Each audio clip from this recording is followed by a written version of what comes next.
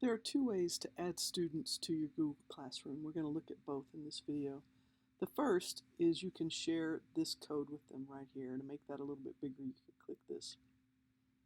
So I can share this code, RETBSLN, with any student, and once they're logged into Google Classroom, they can input the code and join the class that way.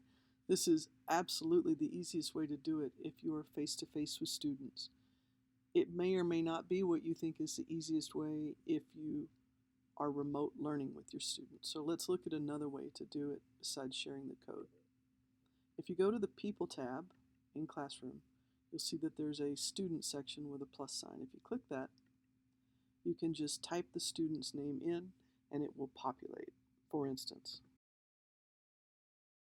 Now, it took a little longer for this to populate than it would in a normal Google for Education domain. So don't let that dissuade you from doing it this way. I think if you're an elementary school teacher and you have 20 to 30 kids, this might be the fastest, most reliable way to do it.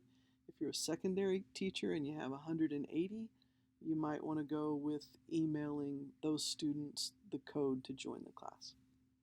But at any rate, you select and then invite. Now down here you'll see all of the students as you've invited them. You'll see that they're not a part of the class yet. They've just been invited. Let's look at what that looks like from the student side of things.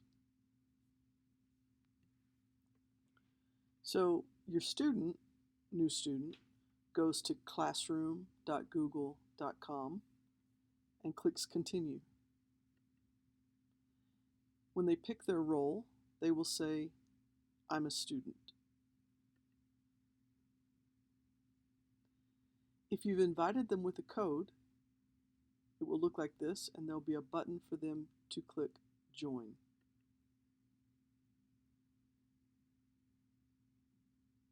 And then they're in your class as a student. They get these same pop-up windows that you do.